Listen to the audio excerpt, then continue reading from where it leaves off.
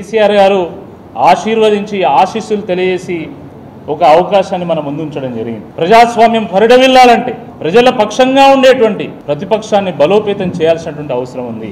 ఈ వరంగల్, ఖమ్మం, నల్గొండ ఈ 3 రాష్ట్రాల సరిహద్దులను పంచుకుంటున్నటువంటి ప్రాంతం ఇది. గత 4 పర్యాయాల పాటు ఈ గడ్డ మీద గులాబీ జెండా ఎగురుతూ వచ్చింది. ఇప్పుడు మళ్ళీ ఒక గొప్ప అవకాశం వచ్చింది. ప్రజలు ఆదరిస్తే, ప్రజలు ఆశీస్సులు తెలియజేస్తే, ప్రజలు ఆశీర్వదిస్తే తప్పకుండా ఒక యువ నాయకత్వానికి ఈ ఓరుగల్లు బాటలు వేసినట్టయితుంది, ఒక మంచి విద్యావంతుని ప్రజలకు అందించినట్టయితుంది అని చెప్పి ఈ సందర్భంగా నేను గుర్తు చేస్తూ ఉన్నాను. ఎందుకంటే ఇది మేధావుల సభ, ఇది పెద్దల సభ.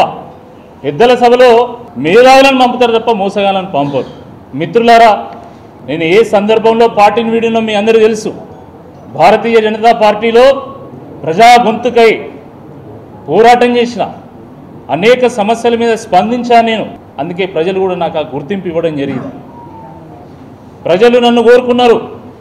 నేను ఒక కార్యకర్త స్థాయి నుండి నేను అంచెలంచెలుగా ప్రజలతోని మమేకమవుతూ, కార్యకర్తలకు అందుబాటులో ఉంటూ, కార్యకర్తలకు అండగా నిలుస్తూ, ప్రజలకు ఆసరగా అయినప్పుడు వాళ్ళ పక్కన నిలబడుతూ నేను బీజేపీ రాష్ట్ర అధికార ప్రతినిధిగా నేను పనిచేశాను. కార్యకర్తలు, భారతీయ జనతా పార్టీ కార్యకర్తలు నన్ను భుజాల మీద మోసిండ్లు, ఇంత దూరం తీసుకొచ్చిండ్లు. కానీ దురదృష్టకరమైనటువంటి విషయం ఏంటంటే ప్రజలు కోరుకున్నారు, పార్టీ కార్యకర్తలు కోరుకున్నారని పార్టీలో కొంతమంది రాజకీయ హత్య చేసి నన్ను రోడ్డు మీద పడేసిండ్రు. కొన్న ఊపిరితో ఉన్నటువంటి నన్ను కేసీఆర్ గారి దగ్గర తీసి చేరదీసి వారి యొక్క గొప్ప అవకాశాన్ని నాకు ఇవ్వడం జరిగింది. భారతీయ జనతా పార్టీ కార్యకర్తలు నా ప్రస్థానంలో ఒక కీలక పాత్ర పోషించింది. కాబట్టి నేను ఏ పార్టీలో ఉన్నా కూడా వాళ్ళని గుండెల్లో పెట్టుకొని చూసుకుంటా.